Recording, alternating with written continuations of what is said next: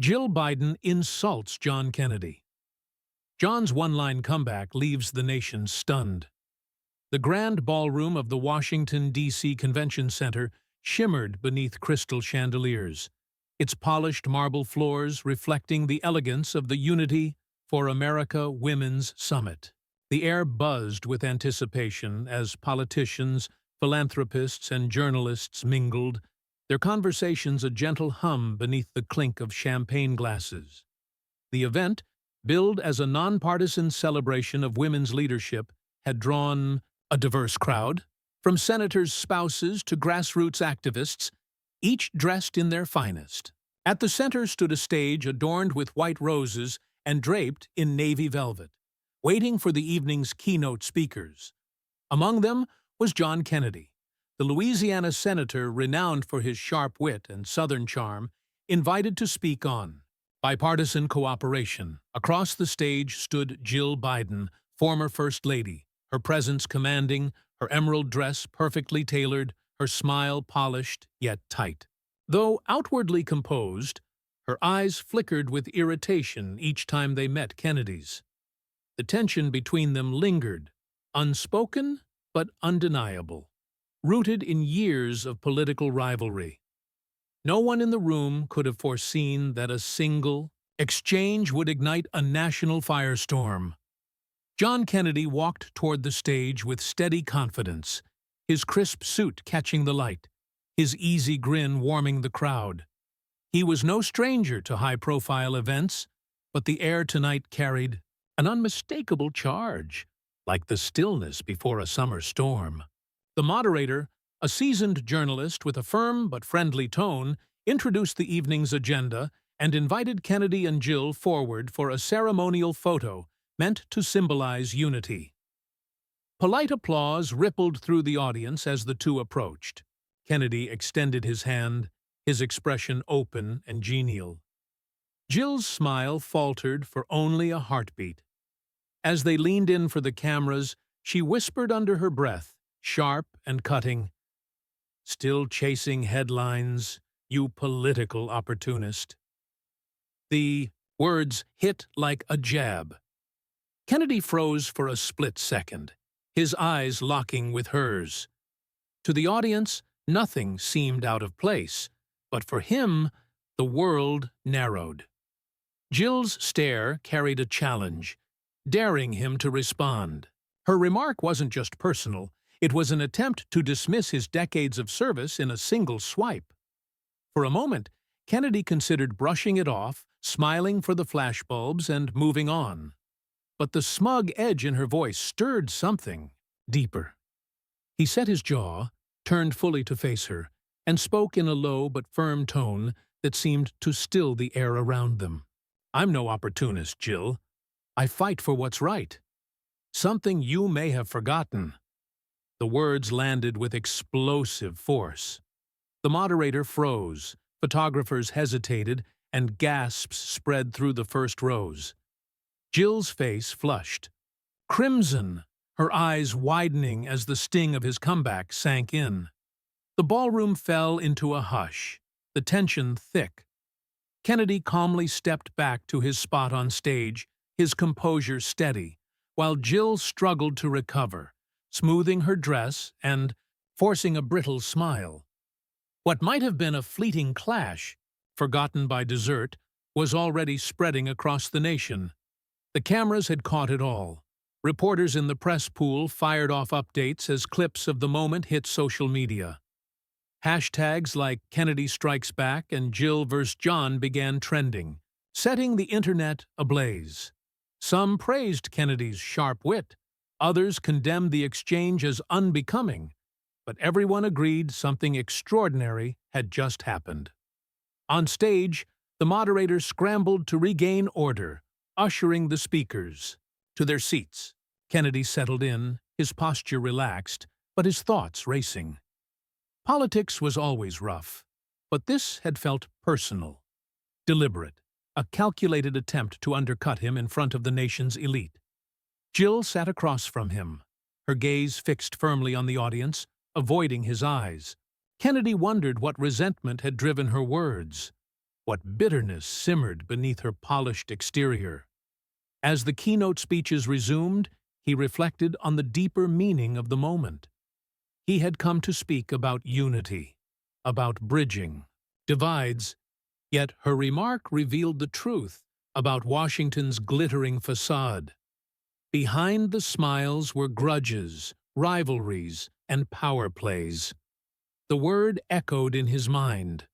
Opportunist.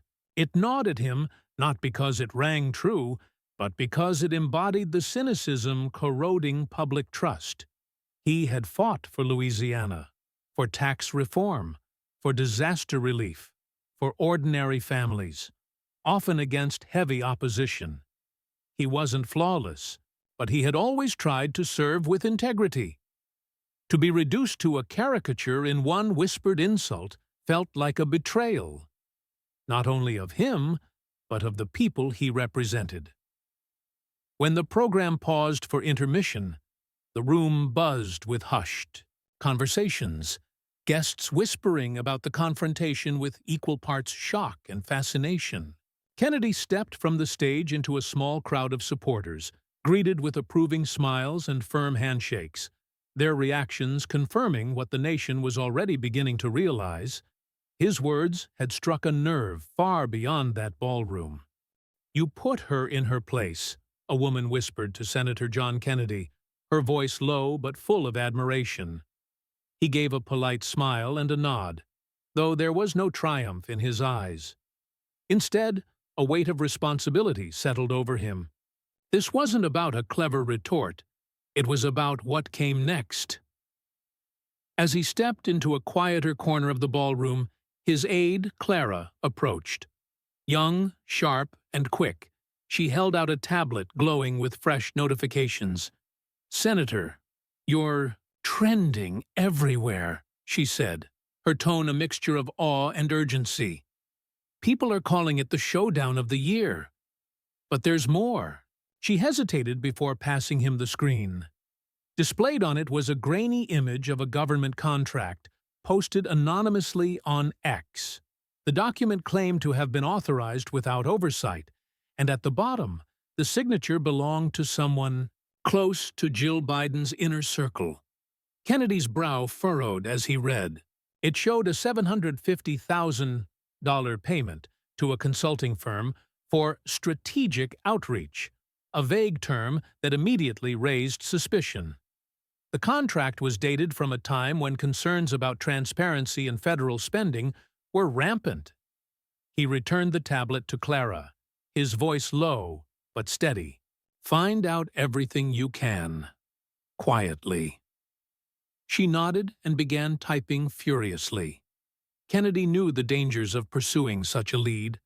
Washington thrived on whispers and traps, and one wrong move could smear his reputation. Yet ignoring it was worse. If this document was legitimate, it exposed far more than a personal slight. It hinted at corruption that could touch countless Americans. Back in his seat as the summit continued, Kennedy barely heard the next speaker, a tech entrepreneur, droning about innovation. His thoughts wandered instead to the people of Louisiana, the fishermen and farmers who trusted him, the veterans who wrote letters about delayed pensions, while bureaucrats mismanaged funds. If the contract was authentic, it might uncover a pattern of abuse, but he needed evidence and allies. Scanning the audience, he picked out a few trusted senators, aides, even a friendly reporter. He'd need them all for the storm that was building. On the other side of the stage, Jill Biden sat stiffly, her smile fixed like porcelain while her aides hovered nearby. Their urgent whispers and pale expressions betrayed their unease. Frahi leaned in to show her a phone filled with hashtags and headlines. Jill's lips pressed into a thin line as she waved them off. She hadn't expected Kennedy to strike back so forcefully, nor had she anticipated the leak. What she had intended as a private jab now spiraled beyond her control. Stealing a glance at Kennedy, she found him composed, listening intently, unreadable. For the first time, she wondered if she had underestimated him. The atmosphere in the ballroom shifted, the polished veneer giving way to tension. Guests whispered behind their programs, eyes darting between Jill and Kennedy. Moderators hurried through the schedule, desperate to keep the evening on track. When Kennedy's turn came to speak, anticipation gripped the room. He rose, buttoned his jacket, and walked to the podium. The crowd fell silent. Adjusting the microphone, his voice came warm but resolute, his Louisiana drawl softening the edges. "I came here tonight to talk about unity," he began. "But unity doesn't mean turning a blind eye to what's wrong. It means confronting it with courage and honesty." Murmurs of agreement swept the room. A few clapped, then more joined in. Kennedy paused, letting the moment settle before continuing. "I've been called many things in my career," he said with a faint smile tugging at his lips. "But I've never backed down when the truth is at stake." The applause thundered. Through the ballroom, Kennedy lifted a hand to calm them, his tone steady as he delivered his final words. "Tonight we've seen how quickly words can divide us, but words can also spark change. I don't know where this night will lead, but I promise you this. I'll keep asking the hard questions for the people who deserve answers." The crowd erupted again, louder this time as cameras zoomed in to capture every angle. Jill sat frozen, her face pale, her hands gripping the arms of her chair. The internet exploded with fresh clips of Kennedy's speech, dissected by critics, celebrated by supporters. The leaked document tied his name to something bigger than a clash of words. It was now a symbol of accountability. As the summit ended, Kennedy slipped out a side door to avoid the swarm of reporters. Clara was waiting, tablet in hand, her voice urgent. "We've got a lead on the document," she said. "A whistleblower from procurement. They're willing to talk, but they're scared." Kennedy's expression hardened. "Set it up, and pull everything we can on that consulting firm." He climbed into a waiting car, city lights streaking past, as his phone buzzed with messages, support from colleagues, requests from reporters, even a note from an old friend back home. "You stirred the hornet's nest, John. Proud of you." He smiled, faintly, but his mind was already moving. The document was no longer just a leak. It was a thread, and pulling it could unravel something far larger. He didn't know how deep it went, but he knew one thing for certain. He couldn't stop now. Back at the convention center, Jill stayed behind in a private room while her aides scrambled to draft a response. "Say it was a misunderstanding," one urged, but Jill shook her head, her voice heavy with resignation. "It's too late for that. He has the narrative now." She sank into a chair, staring at the wall as the moment replayed in her mind. She had wanted to rattle him, to put him in his place. Instead, she had given him a stage. The leaked document, whether connected to her or not, had shifted the story, beyond her control. She closed her eyes, the weight of the night pressing hard. Outside, the city pulsed with headlines and hashtags spreading like wildfire. Senator John Kennedy had turned a whispered insult into a rallying cry, and America was listening. In the hours that followed, the story grew unstoppable. News anchors replayed Kennedy's retort, pundits dissected its meaning, and ordinary citizens filled social media with their voices. A teacher in Ohio posted that she admired his honesty, saying he spoke what everyone was thinking. A truck driver in Texas declared it was about time someone stood up to the elite. Meanwhile, the leaked contract fueled speculation of corruption, with users digging into the consulting firm's ties to Washington insiders. Back at his office, Kennedy sat with Clara and a small team poring over records. On a notepad was the name of a whistleblower and a time for a meeting. Leaning back, his fingers steepled, he mapped the path ahead.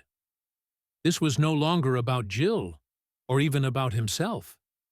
It was about the truth, and the people who had suffered from its absence. He didn't know where the trail would lead, but he was determined to follow it, no matter the cost. The faint hum of fluorescent lights filled his Senate office, a modest space cluttered with coffee mugs, legal pads, and framed photos of Louisiana's bayous. It was well past midnight. Outside, Washington rested uneasily, but inside, the air crackled with purpose. Kennedy sat at his desk, tie loosened, sleeves rolled, scanning stacks of emails and financial records. Clara stood at a whiteboard, scribbling notes about the leaked contract that had set the internet ablaze after his clash with Jill Biden at the Unity for America Women's Summit. The $750,000 deal with a shadowy consulting firm was only the beginning, and Kennedy knew it. The viral summit moment had pushed him into the spotlight, but now the real work began. This was no longer about headlines. It was about uncovering a web of deceit that had cost people their livelihoods, their trust, and in some cases, their lives. Clara glanced at him, her eyes tired but fierce. "The whistleblowers' meeting is tomorrow," she said quietly. "But they're nervous. We'll have to be careful." Kennedy nodded, his jaw set. "Careful, but not silent. Keep digging." By morning, Washington buzzed with speculation. The summit scandal, as cable news had dubbed it, dominated every channel. Analysts debated whether Kennedy was a hero or a grandstander, but the public's focus was locked on the contract's implications. Social media lit up with amateur sleuths sharing screenshots and connecting dots, while others shared personal stories of loss tied to government failures. A retired nurse from Baton Rouge wrote about her husband's VA benefits being delayed for years, now wondering if that money had gone to line someone's pockets. A factory worker in Shreveport posted that Kennedy was finally fighting for people like them. Kennedy, sipping black coffee in a diner near Capitol Hill, scrolled through these posts. Each one reminded him why he couldn't back down.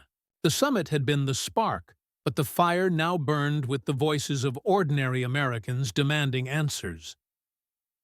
That afternoon, he and Clara met the whistleblower at a quiet coffee shop in Alexandria. Paul Grayson, a wiry man in his late 40s, shifted nervously in his seat, glancing at the door every few seconds. "I didn't want to do this," he admitted, his voice low. "But after your speech, Senator, I couldn't stay quiet. People were hurt." He slid a small USB drive across the table.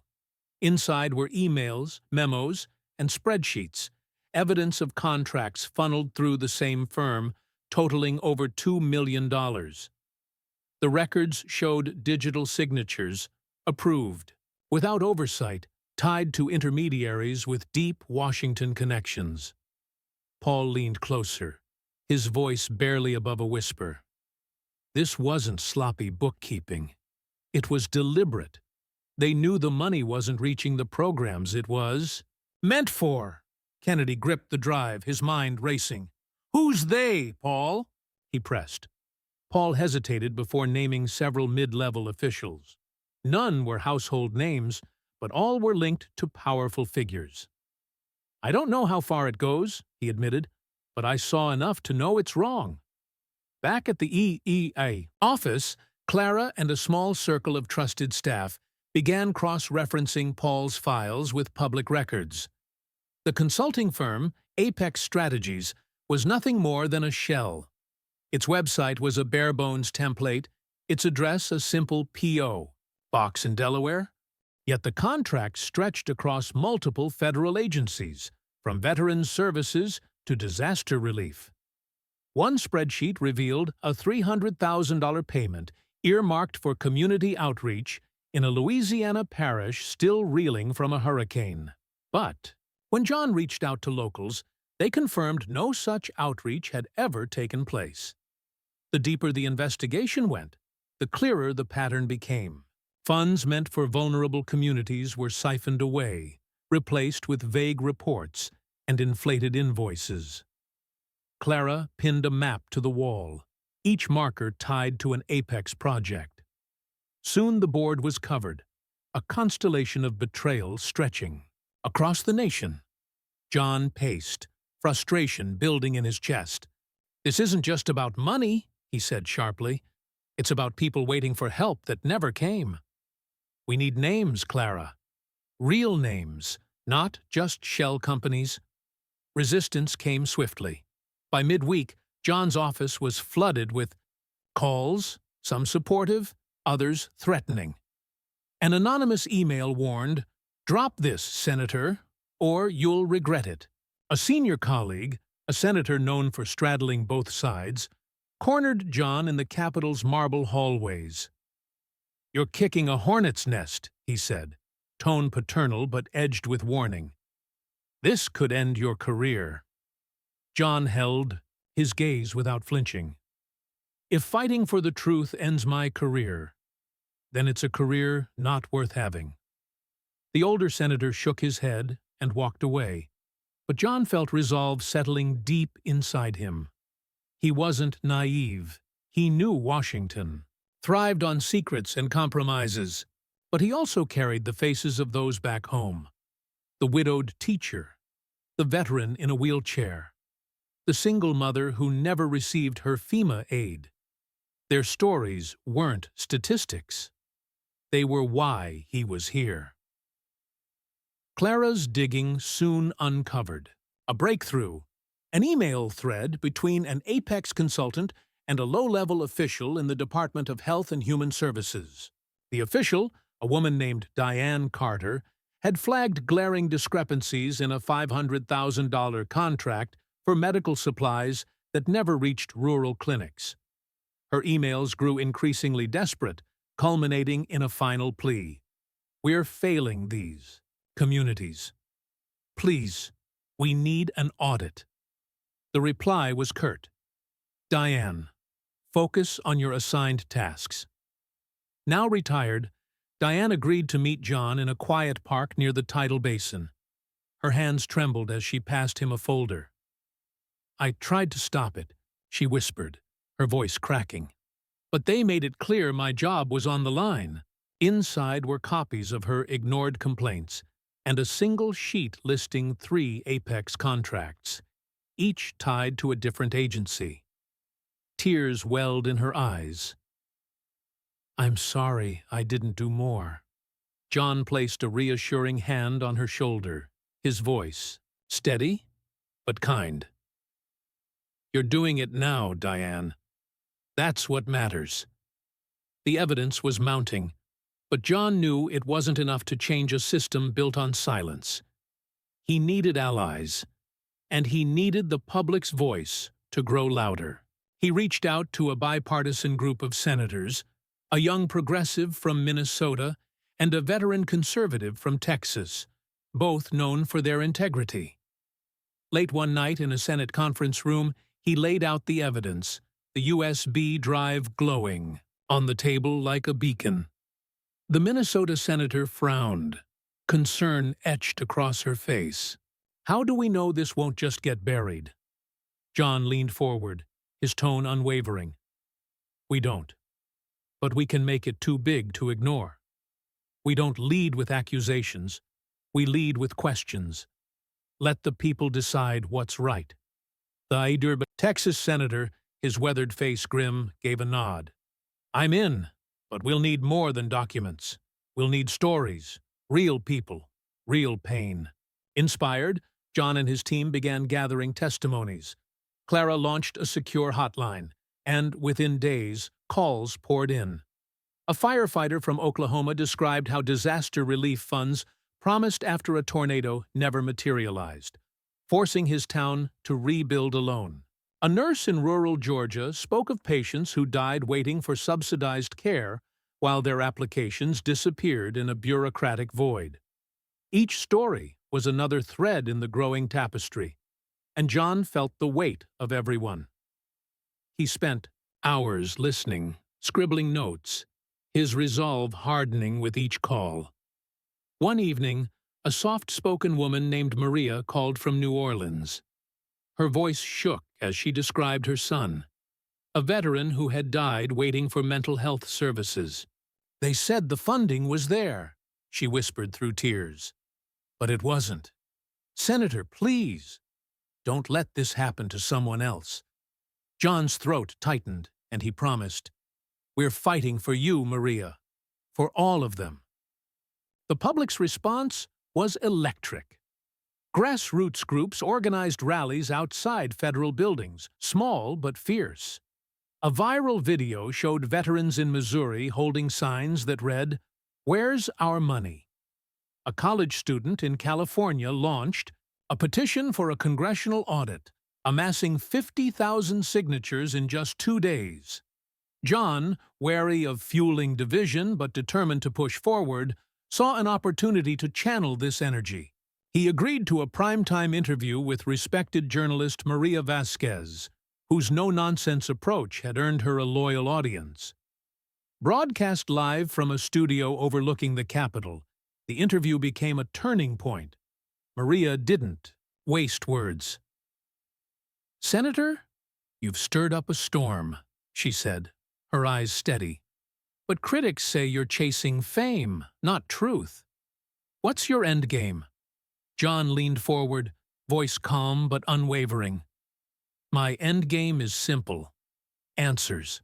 People had trusted their government, and that trust had been shattered. John made it clear he wasn't there to assign blame. He was there to uncover why it happened and to make sure it never happened again. He shared Maria's story, carefully, protecting her identity, weaving her voice together with the firefighters, the nurses, and countless others.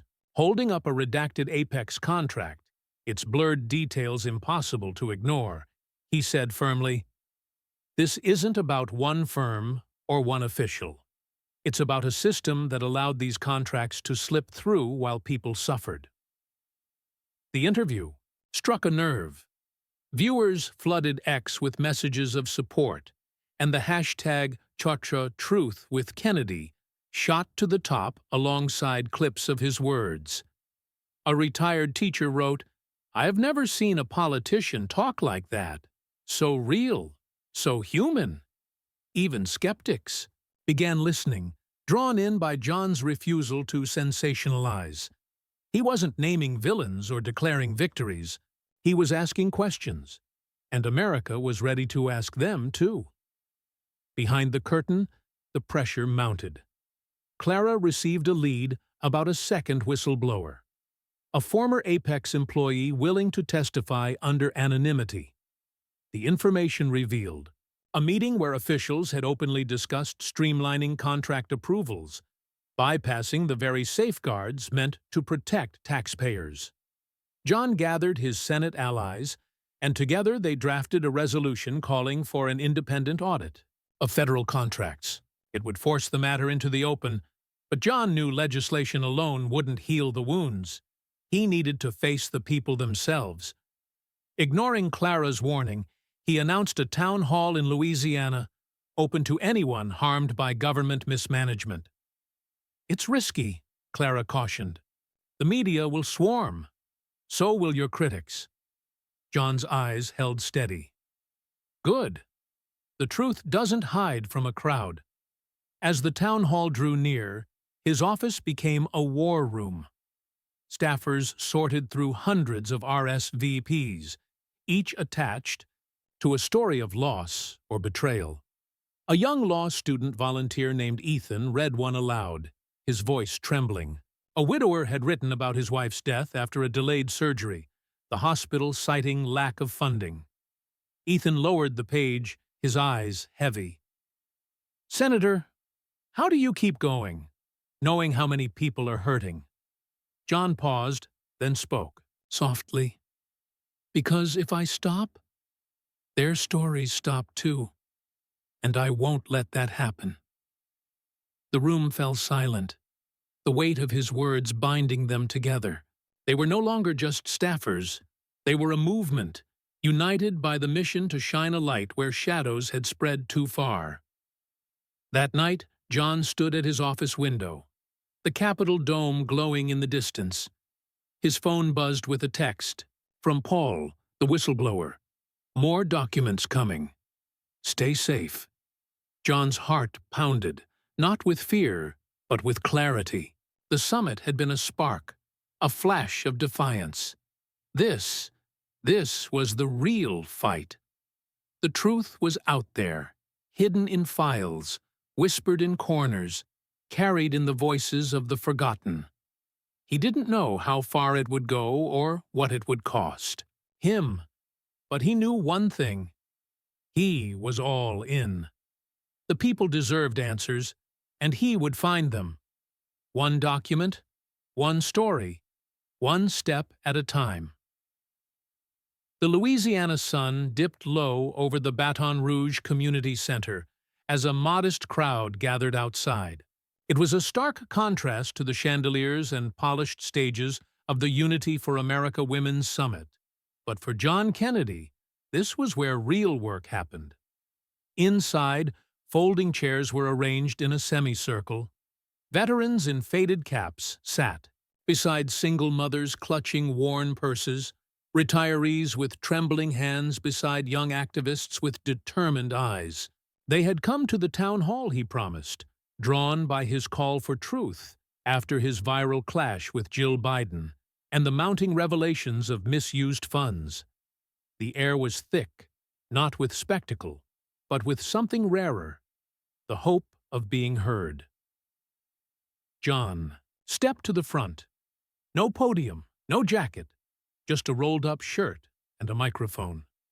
His voice, warm with its familiar Louisiana drawl, cut through the quiet.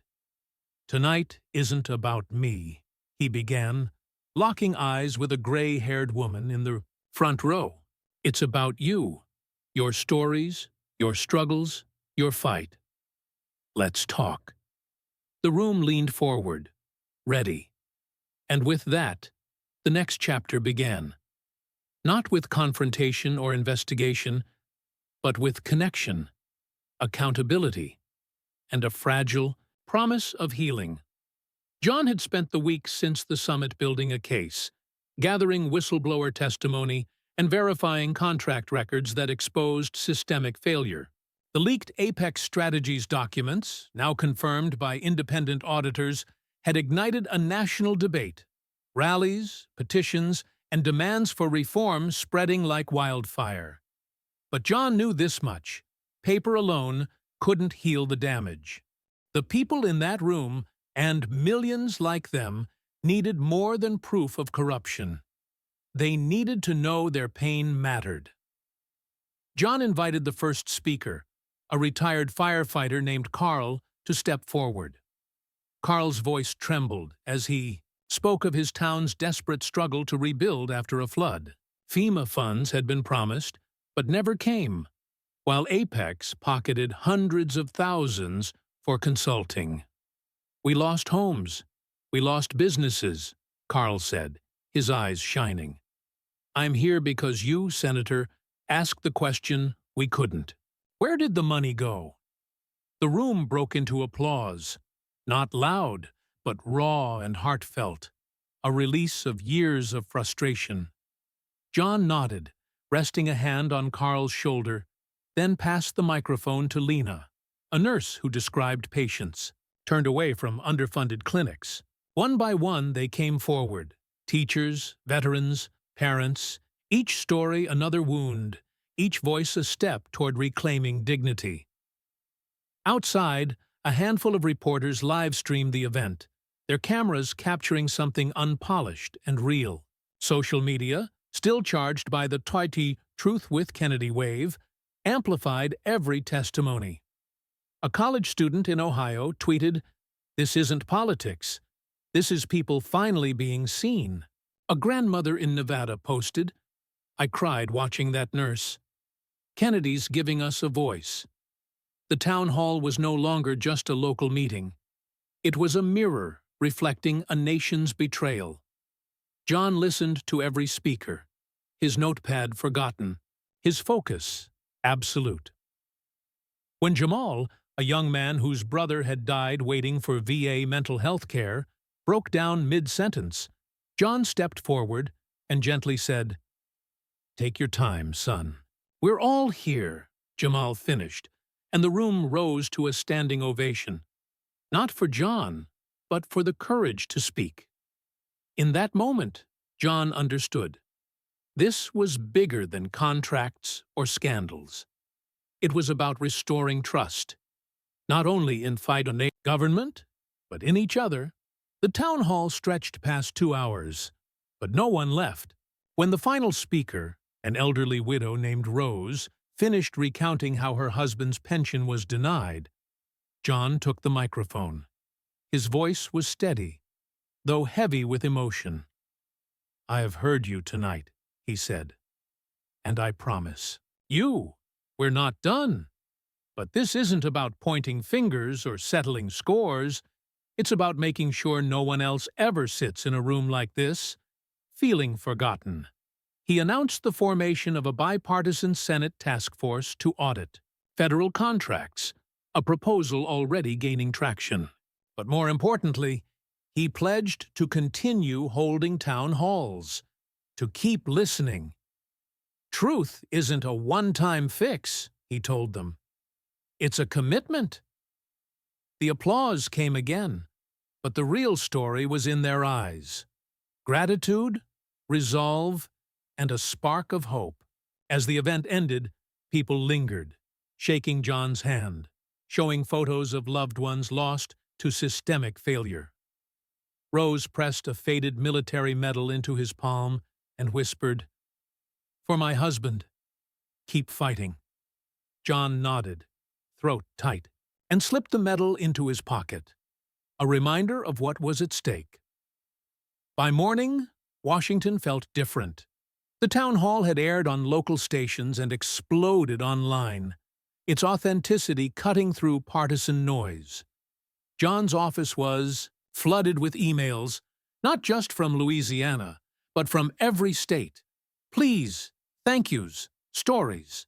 Clara, sorting through them, looked up at John, her eyes wide. "Senator, this is changing things. People aren't just angry, they're inspired." John managed a faint smile, but his focus was already on the next step. Meeting with his allies, the Minnesota Progressive and the Texas Conservative, he finalized the audit resolution. Debate was tense. Some senators fretted over political fallout. John stood firm. "This isn't about left or right," he declared. "It's about right and wrong. We owe these people action." That afternoon, the resolution passed committee in a rare bipartisan win. News outlets hailed it as a turning point.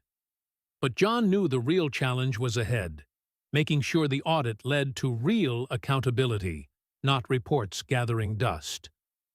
Meanwhile, Jill Biden, silent since the summit, now faced mounting pressure. Though the Apex contracts weren't directly tied to her, aides from her husband's administration were implicated. Her team had tried spinning the summit incident as a misunderstanding, but the public wasn't buying it. On X, hashtags like "John and Jill Speak Up" trended alongside "Her Truth with Kennedy." At last, she broke her silence. Standing alone at a podium in a Delaware community center, her hands trembling, Jill addressed the nation. "I said something at the summit I regret," she began. "I called Senator Kennedy an opportunist, and that was wrong. More than that, I stood by while systems failed the people. I swore to serve. I didn't sign those contracts, but I didn't ask enough questions. For that, I'm sorry." Her voice cracked as she looked into the camera. "Senator Kennedy, you've shown what courage looks like. I hope we can all learn from it." The statement was a bombshell. Some pundits called it genuine. Others called it damage control. But for John, it was a step toward accountability. He watched with Clara and Ethan at his side. Clara whispered, "She didn't have to do that." John nodded thoughtfully. "No, she didn't. But it's a start." He didn't gloat, didn't issue a press release. Instead, he wrote Jill a private note, thanking her for her words, urging her to support the audit. The gesture, small but sincere, sent a powerful message. This wasn't about vendettas. It was about fixing what was broken. The public noticed. A viral post read, "Kennedy could have slammed her, but he didn't." That's leadership. The narrative began shifting, not toward division, but toward reform. The audit task force pressed forward, and John hit the road, traveling across small towns. Each town hall became its own tapestry of stories. In Alabama, a mechanic described how his community center lost funding while Apex billed for educational services. In Mississippi, a teacher revealed classrooms without books.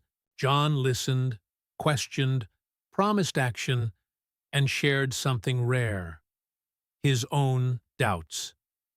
"There are days I wonder if we're moving fast enough, if I'm doing enough," he admitted in Georgia. "But your voices keep me going." That raw honesty struck a chord.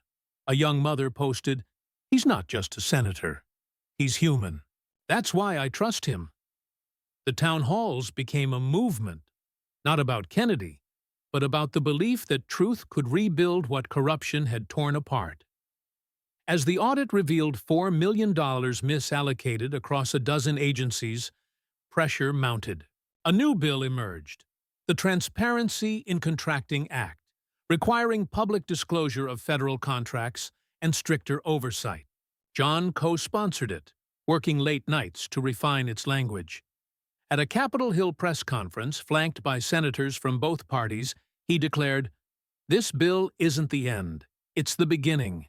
We're telling every American, your tax dollars matter, and so do you." Reporters applauded, but John's eyes found Carl and Rose, whom he'd invited to stand by his side. Their pride was quiet, but profound. Weeks later, the Senate passed the bill. Its impact rippled outward, but the story's climax unfolded at a candlelight vigil on the National Mall, organized by grassroots groups inspired by the town halls. Thousands gathered, holding candles and photos of loved ones lost. John was asked to speak, but first he read names. Carl Thompson, firefighter, lost his home to a flood. Lena Harris, nurse, fought for her patients. Jamal's brother, veteran, deserved better. Each name was met with a wave of candlelight. Finally, Johnny raised his candle. "Truth hurts," he said softly, "but it also heals. These months have uncovered pain, but also strength, in you and in each other. This vigil isn't the end. It's a pledge to keep going, to build a system that serves, not steals." The crowd lifted their candles high, a sea of light shimmering, like stars. A little girl whispered to her mother, "He's talking about us." Her mother, eyes wet, snapped a photo and posted, "Tonight we were heard." The vigil became a turning point, not only for Kennedy, but for the nation. The Transparency Act, though imperfect, marked real reform. The audit exposed more firms like Apex. Jill Biden, true to her word, testified before the task force, her candor earning respect. But the real legacy lived in the people. Communities formed budget watchdog groups. Students built apps to track federal spending. Families spoke out, no longer silent. Back in Louisiana, John sat at his desk, Rose's medal resting nearby. A letter from Jamal arrived, thanking him for giving his brother's death meaning. John read it twice, eyes misting, then tucked it away. He wasn't finished. More town halls, more reforms awaited, but for now he felt a rare peace. The lesson was clear. Truth, though costly, is the foundation of justice. Every voice, no matter how small, can spark change. And in a world drowning in noise, listening is the greatest act of leadership. The story closed not with applause, but with a call to action. "This isn't just my fight," John had told the IB Vigil crowd. "It's ours." He urged them to vote, to question, to speak, to remember that democracy lives only when the people demand accountability. Integrity in leadership wasn't about perfection, but persistence, choosing every day to do what was right, even when it was hard. As the candles faded into darkness, America felt something shift, not toward division, but toward a shared resolve to heal, to rebuild, and to never let truth be silenced again.